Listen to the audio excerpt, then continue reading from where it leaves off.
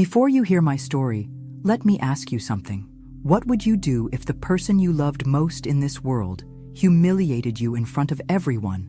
What if you sacrificed your own dreams to build theirs, only to be mocked and discarded like you never mattered? I stayed quiet for too long, but when I found out the truth, everything changed. Let me tell you how I went from being invisible to unforgettable. Don't forget to subscribe and tell me in the comments, where are you watching from? My name is Helen Carter. I'm years old, widow, artist, grandmother. I've never had a big life, never needed one. I lived quietly in a modest little home in Montpelier, Vermont. My days were spent painting, listening to the wind, and thinking of the people I loved, mostly Madison. Madison is my granddaughter. I raised her like a daughter, really. My own daughter Lauren had her at. She was overwhelmed, working 2 jobs just to stay afloat. So Madison spent her early years with me, finger painting in the kitchen, riding her tricycle in our cracked driveway, helping me pick dandelions for bouquets that wilted in jelly jars by the window. She used to call me Nana, not Grandma, not Granny, just Nana. When she was little, I was her whole world. Years passed, she grew up, the world took over.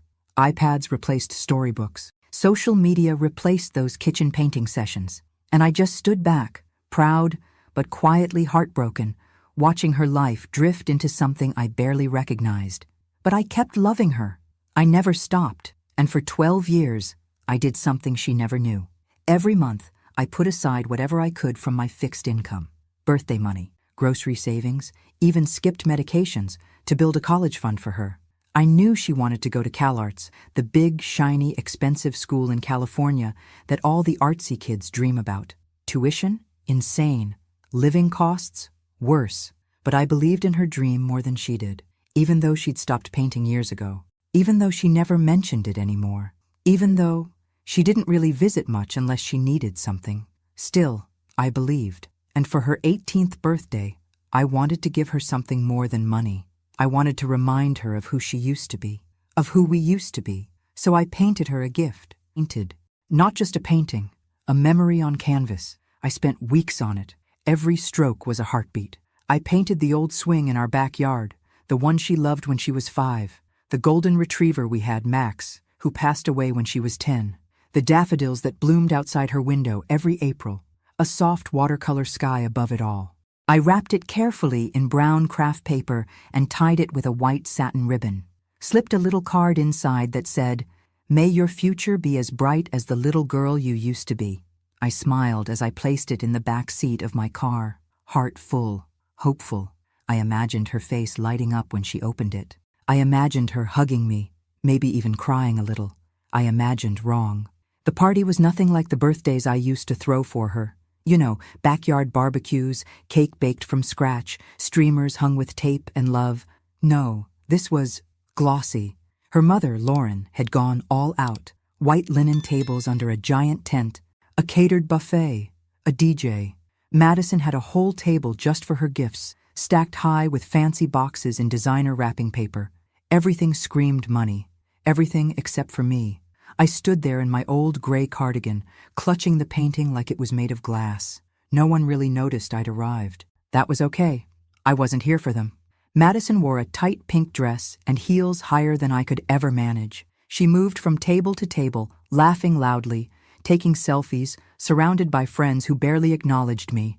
Eventually, Lauren spotted me and forced a polite smile. "Oh, you made it," she said, like I was a distant cousin, and not the woman who once changed her child's diapers. I handed her the gift and smiled gently. "Where should I?" "You can just put it with the others," she said, already turning away. But I didn't. Something told me to wait. I wanted to give it to Madison myself. I needed to. When she finally got around to opening the gifts, the crowd gathered. People recorded with their phones. She tore through boxes, designer bags, cash cards, AirPods. Then she reached mine. I saw her pause. My wrapping wasn't fancy. It was humble, handmade. "Oh, this one's from my Nana," she said, forcing a smile. She unwrapped the paper, opened the box, and held up the painting. Silence. Then came the laugh. "Are you serious?" she said, holding it up like it was a joke. "A painting? That's it? It must have been cheaper than buying a real gift." The kids around her snickered. Someone muttered, Vintage vibes, I guess. Lauren gave me a quick, uncomfortable look but said nothing. I stood frozen. My hands hung useless at my sides. It's sweet, I guess, Madison added with a shrug, propping it against the table leg like a forgotten decoration. Everyone moved on. No one saw my face. That's the thing about being invisible. No one notices when you're in pain. I turned and walked back to my car. Each step felt like I was dragging years behind me. Years of birthday cakes baked alone. Years of scraped knees kissed better. Years of whispered prayers over bills just so she could have ballet shoes or paint supplies or summer camp. I sat in the driver's seat with the door closed and the engine off. I didn't cry loudly. I didn't sob. I just stared at my hands on the steering wheel, watching as a tear slid down and landed right on my wedding band. It was then I realized something. That painting was the most honest thing I had to give, and she didn't see it. None of them did. Not really, but I would never forget. When I got home that night, I didn't bother turning on the lights. I just walked into the kitchen, set my purse on the counter, and stood there in the dark. The silence of the house wrapped around me like an old friend. No laughter, no music, no voices telling me to smile more, no one asking if I was okay. I opened the cupboard, took out a chipped teacup, filled it with tap water, and sat down at the table where I used to help Madison with her homework, where she used to sit cross-legged, hair in a ponytail, asking me what colors to use in her drawings. I glanced toward the painting corner. The easel stood bare. The table beside it, cluttered with brushes and dried-out tubes of paint, sat untouched since the day I finished her birthday gift. That painting, it took me weeks of aching wrists and blurred vision, weeks of waking up at night because I thought of one more detail to add. She called it cheap, and they all laughed. I stared down at my teacup. My reflection was barely visible in the ripples. Then I stood up, walked to the hallway, opened the drawer where I kept the folder labeled College Fund Madison. It was a thick folder, stuffed with every document, receipt, and printout from the savings account I'd built slowly over 12 long years. Every deposit, every transfer, every small sacrifice. I'd skipped new clothes, I'd skipped haircuts, I canceled cable. Every time I put that money aside, I told myself, it'll be worth it. She's worth it. I turned on my old desktop computer, the one I barely used anymore, logged into the online banking portal, typed in my password, the same one I used since the day I opened the account, for Madison. The balance blinked on the screen. Toss. I stared at it for a long time. I knew exactly how much every dollar cost me. Then I clicked transfer. Not to Madison, not to the college fund, to me, to my personal checking account. I watched as the progress bar moved slowly, like it was waiting for me to change my mind. But I didn't. Not this time. Transfer complete. Balance. I closed the folder, shut the drawer, turned off the computer. No one needed to know. Not yet. I wasn't doing it out of spite, not revenge. It was something else. A quiet decision, made in a storm of humiliation. For the first time in my life, I chose me. Not my daughter, not my granddaughter. Not the idea of what a good grandmother should be. Just me. I made a cup of tea the right way this time. Warm, with honey. I sat in the quiet, sipped slowly, and let the silence heal a tiny piece of me. I didn't feel powerful. I didn't feel angry. I just felt done. The next morning, I was still unsure whether the night before had really happened. I shuffled into the kitchen, slippers scuffing against the linoleum, and stared at the computer like it was some kind of ghost. The bank account was real. The transfer was real. The money was in my name now, not hers. I thought I'd feel worse, but I didn't. There was no guilt, just a strange, unfamiliar quiet in my chest. Not peace exactly, more like the absence of chaos. That same afternoon I got a text. Hi Nana, can I stop by today? Miss you. I stared at the screen for a long time. She hadn't called me Nana in months, maybe longer. I didn't answer right away. 2 hours later, there she was, Madison. On my porch with a tray of cookies from that expensive bakery downtown, the kind I could never afford but always admired in the window when we passed by. Her hair was pulled back, her makeup lighter than usual, her smile too bright to be real. Nana, she chirped, wrapping her arms around me before I could even react. I stiffened. My body remembered the party, her voice echoing in front of her friends, her laughter stabbing like cold glass. But I let her hug me. She smelled like expensive shampoo and sugar. Nothing like childhood anymore. I was just thinking about you, she said, walking into the kitchen like she used to when she was small. I wanted to apologize for the party. I was just overwhelmed. I didn't mean what I said. She sat at the table, folded her hands. Her nails were perfect. Her phone glowed softly in her lap. I shouldn't have said that about the painting. It was really sweet of you. It's actually beautiful. I nodded slowly, trying to read the expression on her face. Was it real? I wanted it to be real. I missed you, she added. I know I haven't been around. Things got busy, but I'm here now. She took my hand across the table. Her eyes shimmered, almost like tears. I've been thinking a lot about college, she said quietly. About CalArts. I know the fund is, complicated now, but I just want to be close to you again. I'm not here for the money, Nana. I swear, I miss us. The words wrapped around me like ivy. Soft, familiar, dangerous. I felt something loosen in my chest. Maybe she was growing. Maybe the shame at the party had awakened something inside her. Maybe I had been too harsh. After all, she was young. Stupid. We've all been that. I'll think about things, I told her gently. But I'm glad you're here. She smiled, the big one. The same smile from when she was 7 and used to draw me pictures of rainbows and write I love you, Nana, in shaky crayon. We ate cookies. She stayed for dinner. She helped wash the dishes and asked about my latest painting. She even brought up a few childhood memories. The swing, Max, the daffodils. My heart began to believe again, to soften. Later that night, I opened the college fund folder again. I didn't transfer anything, but I thought about it. I thought about it more than I wanted to admit. Maybe I was wrong. Maybe she'd learned something. Or maybe I just wanted her love so badly, I was willing to be wrong. I didn't sleep well. My mind kept replaying her voice. I'm not here for the money, Nana. I swear. And yet, the only thing louder than her words was the echo of that birthday party. That laugh, that cheap shot.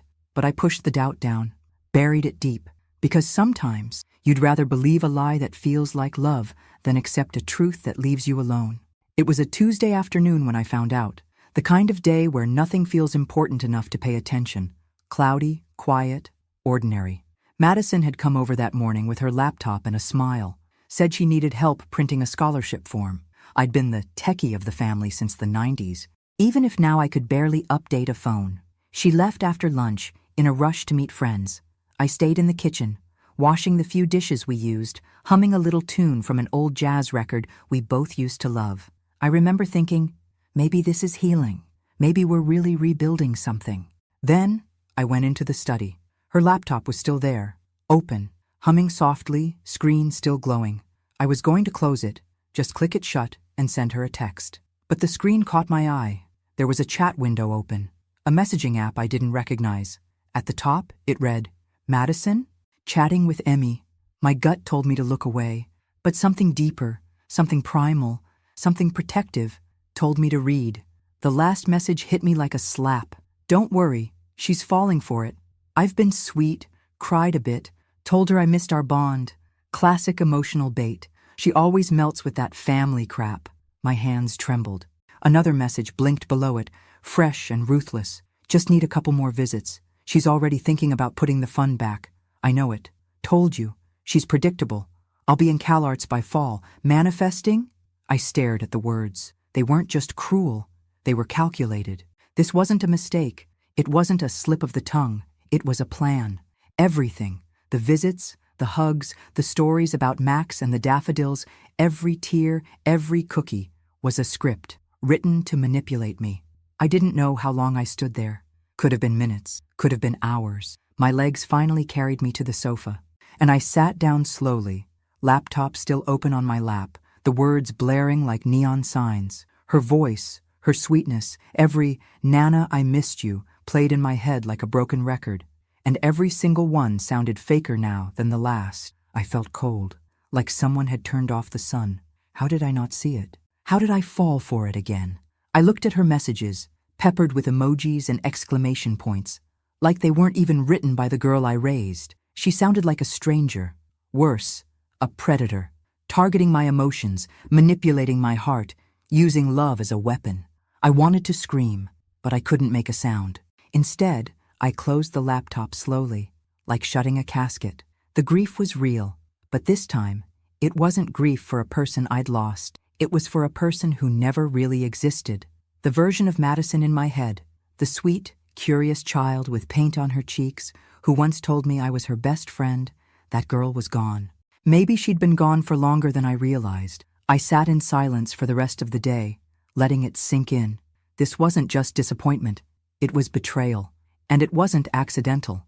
It was intentional. I walked to my painting corner later that evening, pulled the cloth off the canvas she had mocked at the party. There it was, our story in brushstrokes. The old swing, the dog, the daffodils, and all I could see now was what she had called it, cheap. But for me, it was never about price. It was about memory, about effort, about love. And I finally understood something. She hadn't rejected the painting. She had rejected me. I whispered to the canvas, my voice steady this time. You're not the one who's worthless, and neither am I. That night, I didn't sleep. I didn't even try. I just sat in my old rocking chair in the living room, a blanket wrapped around my shoulders. The house dark except for the faint yellow glow of the porch light leaking through the curtains. It was strange how quiet pain could be, how it didn't always scream. Sometimes it just sat beside you, breathing in sync, waiting for you to acknowledge it. I kept hearing her voice in my head, over and over. She always melts with that family crap. I thought of all the times I had melted. When Lauren slammed doors and called me overbearing, I let it go. When Madison started visiting less, I convinced myself she was just busy. When I was forgotten on holidays, I baked cookies and dropped them off anyway. I melted because love made me soft, because I believed in forgiveness, in loyalty, in second chances. But now I saw it for what it was, survival. I had spent a lifetime sacrificing pieces of myself so no one would leave. I gave until there was nothing left, and then I gave more. And for what? So my granddaughter could laugh behind my back, so I could be manipulated into handing over my life savings like some gullible, lonely old woman. I felt rage that night. Not loud rage, not destructive. It was a quiet, focused kind of rage, the kind that sharpens you, that peels the wool off your eyes and shows you who you've become and who you're done being. Around a.m., I got up, walked to the painting she called cheap, and stood in front of it for a long time. The memories on that canvas no longer hurt. They weren't bruises anymore. They were proof that I had loved, that I had given my best, that I had been real, even when they weren't. I whispered, "You're not going into a closet. Not anymore." And I meant it. I turned to my bookshelf, pulled out an old camera I hadn't used in years, and took a picture of the painting. Then I sat down at my desk, turned on my computer, and typed. I found an online group for older women artists, a quiet corner of the internet where people posted their work, shared stories, encouraged each other. My fingers trembled slightly, but I uploaded the photo. In the caption box I wrote, "This painting was called Cheap by someone I love, but it was painted with everything I had left. Every brushstroke is a memory, every color, a piece of my heart. Maybe it's not enough for some people, but it was everything to me." I hit post. I didn't expect much. Maybe a few likes, a kind comment or two. But it wasn't about attention. It was about finally using my voice, not just my brushes, to tell the truth. I left the computer on and went back to the living room, made tea, sat in silence. And for the first time in a long, long while, I didn't feel invisible. I felt awake. When I woke up the next morning, the sun was already filtering through the curtains, casting long golden lines across the floor. My tea from the night before sat cold on the end table, untouched. I stretched, my body stiff but strangely energized, like something inside me had shifted. I shuffled over to the computer, not expecting much. Then I saw it. The screen was glowing with notifications, likes, comments, shares. I blinked. The painting I posted, that painting, had caught fire overnight. Not just a spark of sympathy. No, people were seeing it, really seeing it. I clicked into the comments. This made me cry. There's so much emotion here. Whoever called this cheap doesn't know what love is. Do you sell prints? I want this hanging in my home. Please tell me you're exhibiting somewhere. My heart pounded. I felt flushed, dizzy even. I scrolled further. Messages had started pouring in. Direct messages from strangers, women mostly. Women who were mothers, grandmothers, daughters. Women who said they saw themselves in my story, that they'd been called too sentimental, too giving, too soft. But this painting, it was power. And then, one message stood out. "Hi, Helen. I'm a curator for a small gallery in Brooklyn. Your piece stopped me cold. Would you consider exhibiting it? We'd be honored." I read the message 3 times. Brooklyn? A gallery? I looked back at the painting, still leaning quietly against the wall near the dining room, half in shadow. The swing, the dog, the daffodils, my memories made public. My hurt turned into something beautiful. I answered with trembling hands, yes, I'd be honored too. Within hours, more messages arrived. Art magazines, influencers, a woman from a major platform asking if I would do a feature story. It was like I had thrown a tiny stone into a still lake and somehow triggered a tidal wave. Later that afternoon, the curator from Brooklyn called me. Her name was Dana. She said she wanted to fly in to pick up the painting herself. "I want to treat this piece with the care it deserves," she told me. "It's not just art. It's a story people need to hear." She asked about the title. I hesitated. Then I smiled. "Call it The Rejected Gift." Dana paused, then said, "Perfect." After we hung up, I sat at my kitchen table and let it wash over me. It wasn't about revenge. It wasn't even about Madison anymore. It was about me, reclaiming the parts of myself I had given away too freely. It was about taking what they dismissed and turning it into something untouchable. That night, I didn't just sleep. I dreamed of color, of light, of finally being seen. 2 weeks later, I stood in the middle of a sunlit gallery in Brooklyn, my hands shaking as people moved around me, murmuring, studying, pausing longer than I ever thought they would. My painting hung on a clean white wall, framed simply, lit softly. It looked powerful, not because of technique or style, but because of the story behind it. My story. "The Rejected Gift," the placard read, by Helen Carter. I must have stared at that little sign for 5 full minutes. Dana, the curator, came up beside me. "We had over 300 people at the opening," she whispered.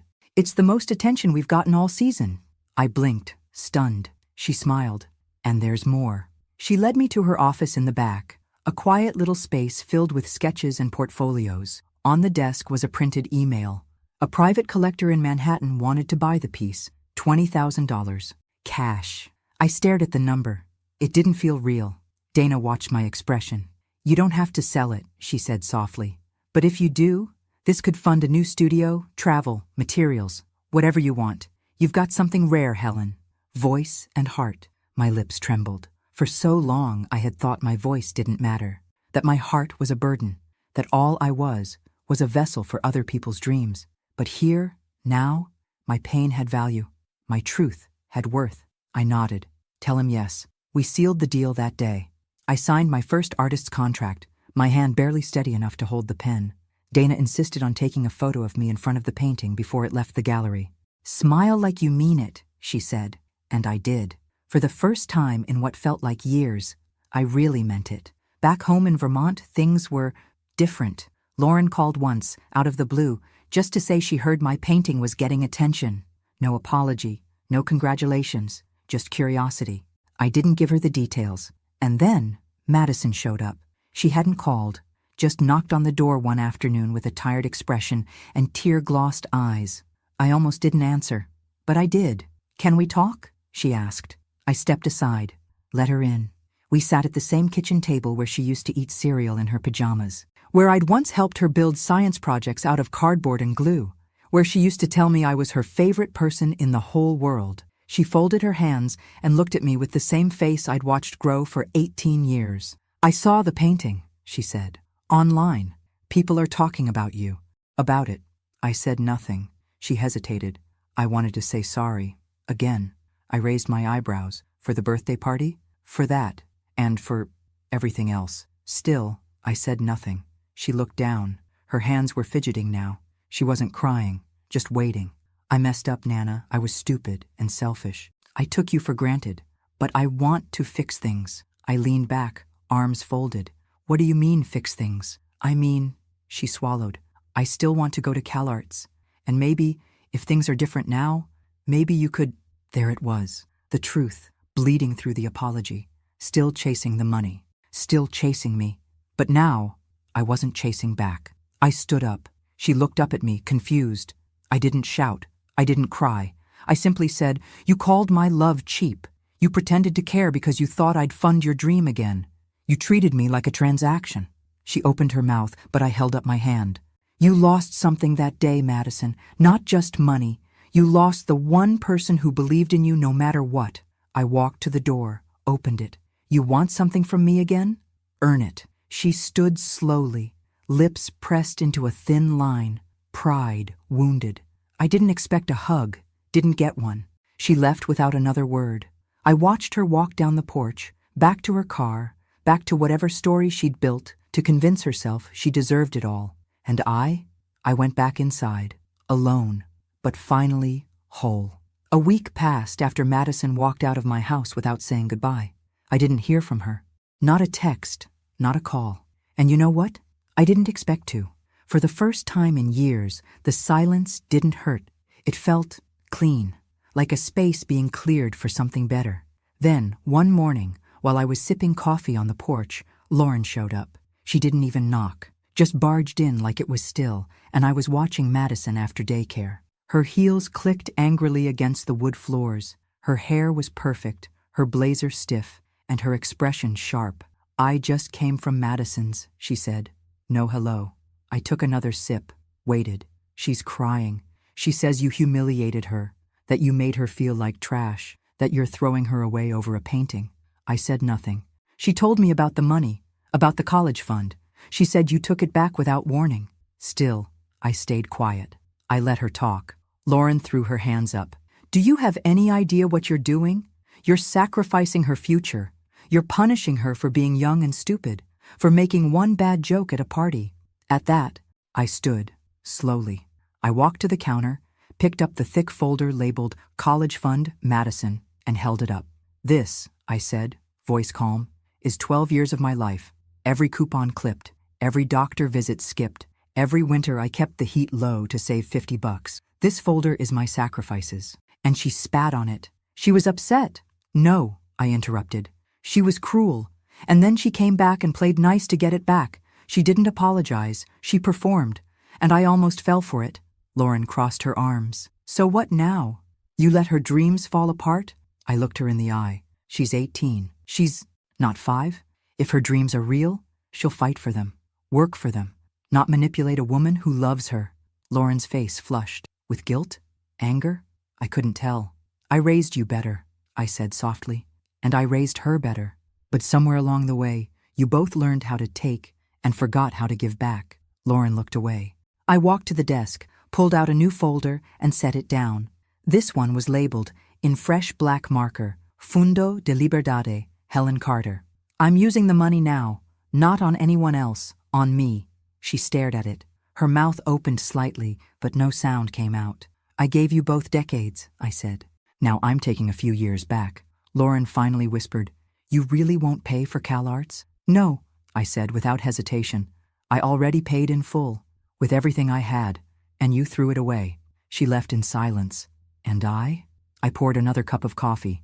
My hands didn't shake this time. They say when one door closes, another opens. But sometimes it's not about doors. Sometimes it's about the walls crumbling down so you can finally see the sky. A few days after Lauren stormed out, I received an email from an editor at the New York Chronicle. She'd read about the gallery exhibition, seen my painting, and wanted to feature me in a piece titled "Late Bloomers, Women Who Found Their Voice After." I laughed when I saw the subject line. Late bloomer? Maybe. Or maybe I'd always had something to say. I'd just been talked over too many times to hear myself. The interview was over the phone.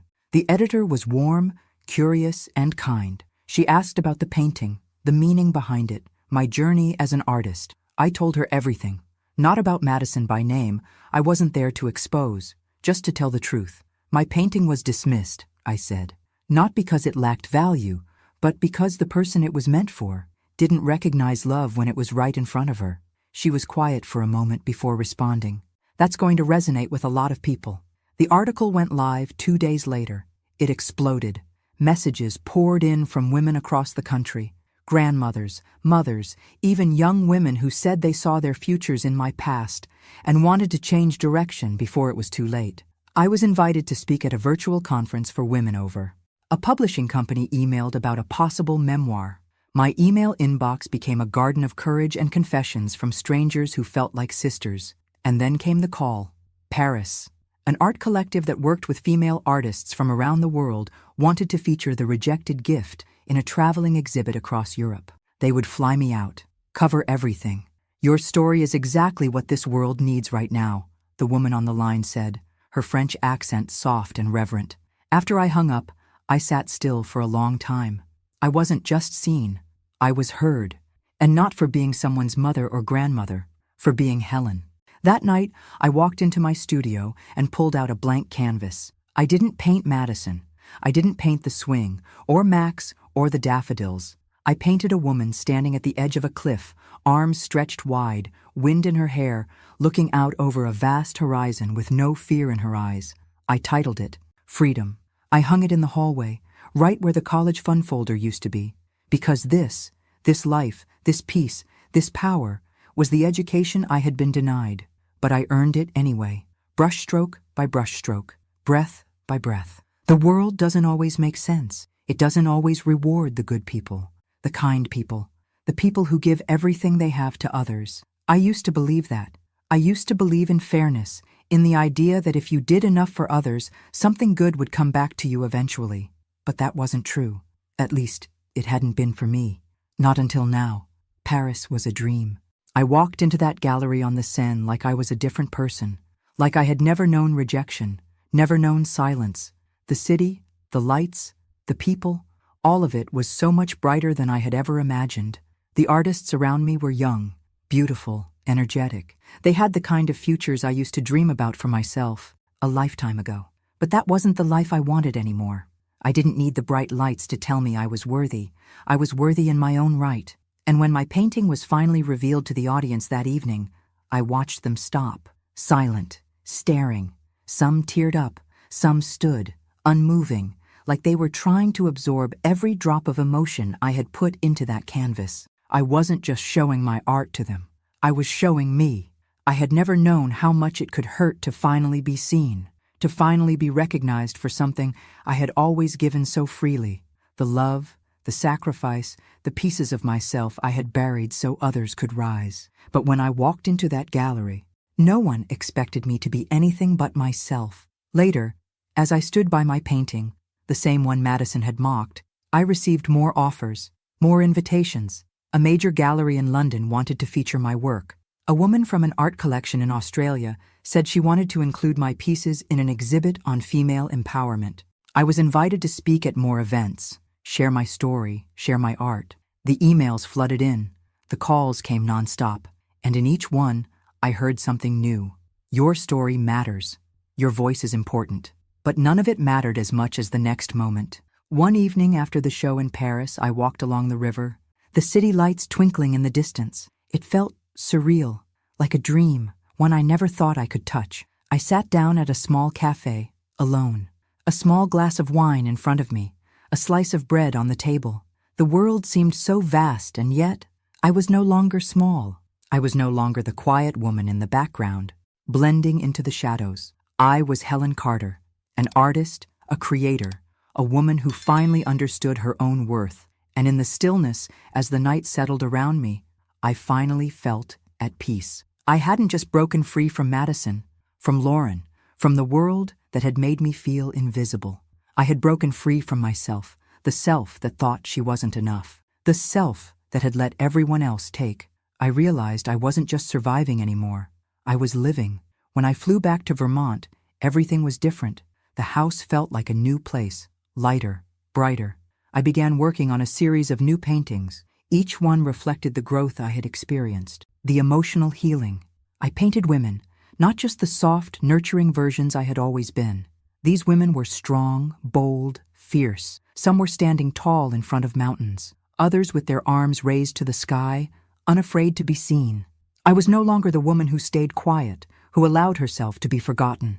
I wasn't invisible anymore, and neither was my art. But the true gift, the real freedom, It came when I took my place in this world without hesitation, without apology.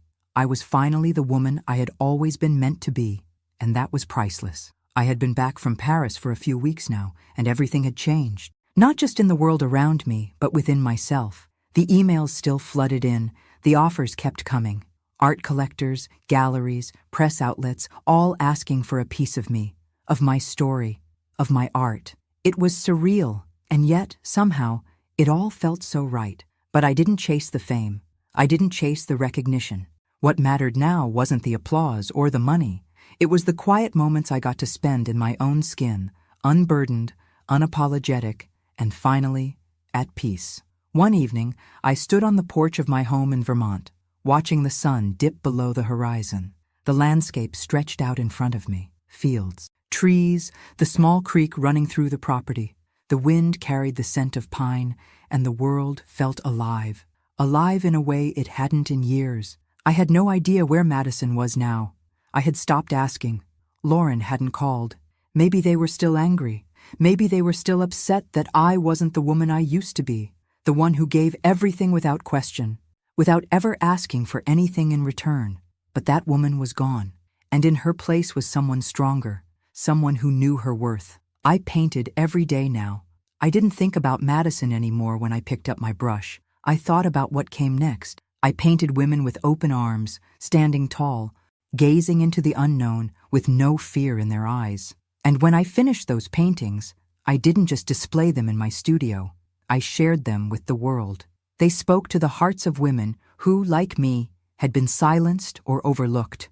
Women who had lived their lives in the shadows of others, who had been told that their love wasn't enough. That was the moment I realized what had happened. I had given my heart away for years, without realizing I was the one who needed to be seen.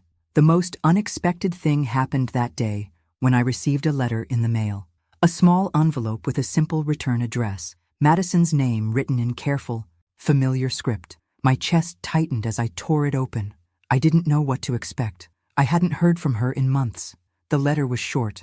Nana, I can't undo the hurt I caused you, and I'm not asking for anything. I've been working on myself, and I know I don't deserve your forgiveness, but I do want to say I'm sorry. I've been selfish, and I regret how I treated you. I hope one day you'll see me differently. Love, Madison. I read it twice, the words sinking in slowly. I wasn't angry, not anymore. I wasn't even hurt. I was just done. I had let go of the pain, of the expectations, of the years of trying to hold on to something that was never meant for me to carry. I took the letter, folded it carefully, and placed it in the drawer with the college fund folder that had once consumed my life. The money was gone, but the weight was gone too, and with it, any need for validation from anyone but myself. I spent the next few months traveling. I went to Europe again, this time to places I'd never imagined I would visit. I saw new things, met new people, and found beauty in everything. I laughed more, I loved more, and I painted with a freedom I had never known. One afternoon, as I wandered through an art market in Spain, I met a man, a kind man. His name was Thomas. He was an artist too, older than me, with a gentle soul and an appreciation for life's small moments. We talked for hours about art, about loss, about love. There was no rush, no pressure, just two people talking openly, honestly. We saw each other a few more times. We talked about the lives we had lived and the ones we wanted to live now. He wasn't looking for someone to complete him, and neither was I. But together, we found something that felt real. It wasn't about filling a void. It was about creating something beautiful from what was already there. And when we parted, I didn't feel lonely. Not anymore. Because I knew deep down, that I had everything I needed. Not in anyone else, but in myself. Back in Vermont, I stood in front of the canvas I had been working on for months. It was a portrait of a woman, older, but with strength in her eyes, her arms stretched wide as if embracing the world, fully alive, fully present. There were no restrictions on her, no shame, no guilt, just peace. I titled it Freedom, because that's what I had finally found. It was mine, all of it, and it was priceless. Thanks for listening. Don't forget to subscribe and feel free to share your story in the comments. Your voice matters.